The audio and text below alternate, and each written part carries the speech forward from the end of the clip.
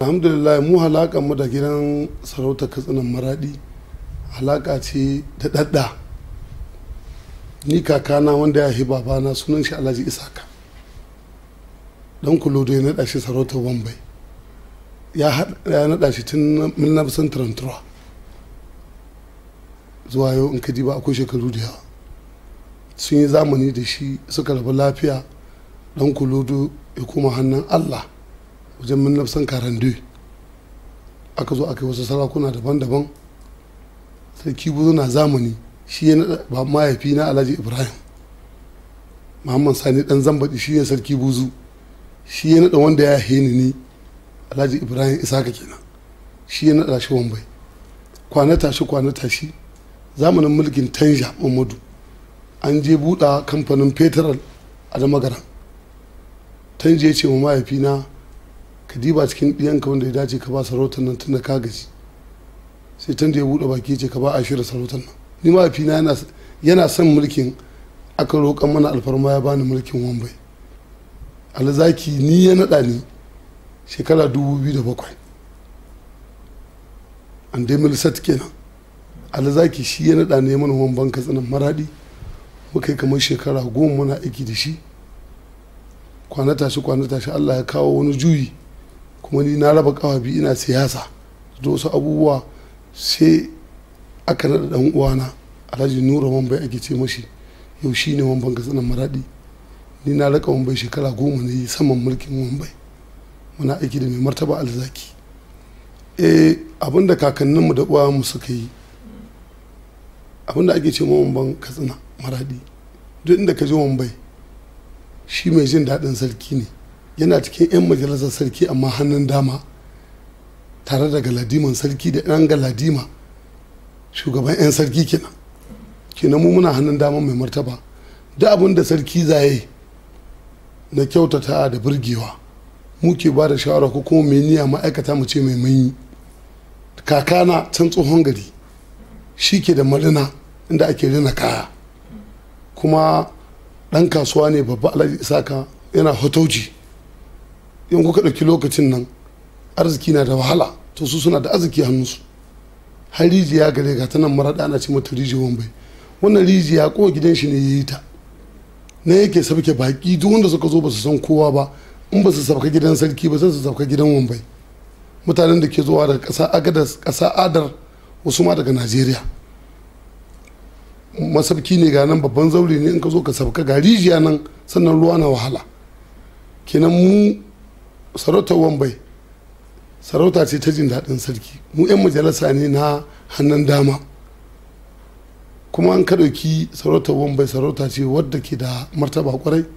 domin ka ɗauki Najeriya, akwai duk Wamban da ka gani Najeriya su can ma 'yan sarki ne ma ake naɗa Wambai. nan kuma mu cancanta ce sarakunan da suna zama arziki da kakanninmu da iyayenmu suka ga ya dace a ce suna zama layar da su, to me kamata su yi musu, bari su naɗa su mulki. da ni kakana ɗan kasuwa ne babba, a wancan zamanin babu ɗan kasuwa kan mashi, don mai arziki ne, yana da dawaki da yawa da raƙumma. in ya taya hotauci wata 6 yake wa wata da shekara hita 2 yake yi.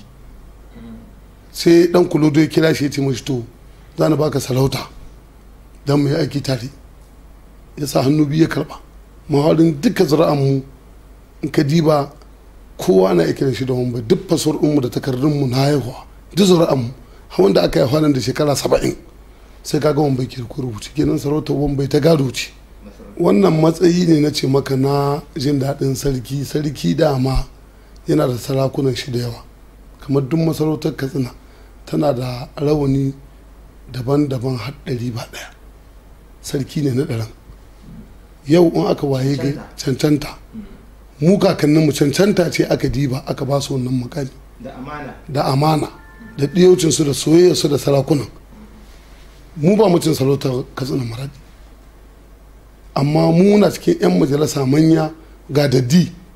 mu sarautar mu ta Wambai ba a taɓa yin ta nan Katsinan Maradi gidan wani kowane ne. tun da aka yi sarautar Katsinan ta Maradi a tarihi gidanmu ne aka yi Wambai farko, gidanmu aka yi Wambai na biyu, gidanmu ne aka yi wambai na 3 yanzu wambai na 4 ke yi.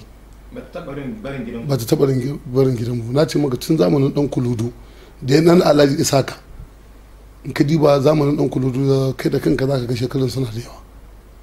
Kinan hatan da muke yi ga sarakunan da duk ke nan Nijar, kowane sarki ya koyi da katsinan maraɗi, an aka tar da sarauta da asalinta da yadda aka yi ta yadda take ake barinta. Ko da ka nemi ka canza wani dole ka mai da ɗan gidan, saboda kai ma gado ne ya kawo ka kamar yadda shi wannan ya gada. Kina mu sarautar gidanmu gadadda ce, mun gada sarauta kakanninmu uwayenmu sun yi, ni da kaina ɗin nan da ke magana na yi, amma a yanzu ni ɗan siyasa ne. Ni conseiller ne special assembly, kuma ina tare da shugaban ƙasar Nijar, kowa sanan kowa ne. Yanzu ɗan uwana shi ke da wannan mukami na wambai, amma saboda na gada sarautar wambai, duk abin da za a yi gidan sarki, sarki zai shawara da ni ma duk abin da na ga zai gyara masarauta kuma ina ba sarki shawara tarat. Muna haɗuwa da mai martaba zan lokaci zuwa lokaci, ya tambaye mu shawarwari kuma da abin da muka gani zai kawo ci gaba a jihar Maradi da masarautar nan ta Katsinan Maradi. Fatan da muke yi kowane basarake ya san da cewa gadon gidansu ne ya kawo shi gidan nan, to a yi ladabi ga mai martaba, a girmama sarki, shi Allah ya ba gaba. Sarki in yana so na sabke kowa canza kowa, shi ke da mulki, shi ne Allah ba mulki. Kenan kowa ya tsaya matsayin shi, kowa ya tsaya gadon gidansu. In kuka diba akwai hannun dama na sarki, wannan sarakin sarki ne da 'yan sarki wanda suka nemi mulki ba su samu ba. Nan hannun hagun mayaka ne da durba da su maradi dan bako mai arna, kuna ganin anna masu kiɗi wannan. Nan tsakiya limammai ne manya malamai na jihar Maradi, su ne tsakiyar sarki. A gefe daban akwai bangaren iya mai bori, ita garken 'yan bori ne gare ta, kuma 'yan uwar sarki ce, inda duk kaga an mai iya ta 'yan sarki ce. Sarki na diba yaye shi ko ƙaunar shi ko wata ɗaya shi mata iya, don ta rika mai al'adu kuma ta rike matan ƙasa, rabin ƙasa ma hannunta take. Tun in ka diba mata ba mu hisewa ba ma, amma da yake namiji shi ke da shugabanci, to ita wannan iya mai bori tana da rabin ƙasa. Kina alhamdulillah yau yi ma Allah godiya da Allah ya kawo mu sarki na zamani wanda ya karatun boko, ya san doka tabariki, ya san ta gargajiya. Fatan da muke yi Allah ya rika mashi, Allah ya taya shi riko, kuma ubangiji Allah ya kara ba shi hakuri, Allah ya taimake mu gabaki daya, ya zama da ƙasar mu lafiya. Muna yi mu shugabannin mu addu'a, tun daga shugaban ƙasa da gwamnatin shi gabaki daya, kama da suke yi Allah kara kama musu, Allah ka haɗa kanmu, Allah ka zama lafiya gida da daji. Makwatan Najeriya da suke kawo mu gudunmuwa, ta abin da za mu yi da mu da su ɗaya ne. Allah ka ƙara haɗa kawunan mu, dan addinin mu guda, auratayen mu ɗaya, ibadan mu guda, komi da komi. Fatan da nake Allah ka ƙara maimaita mu, Allah ba mu sa'a da rabo, Allah ka ba mu zama lafiya da alheri. Assalamu alaikum.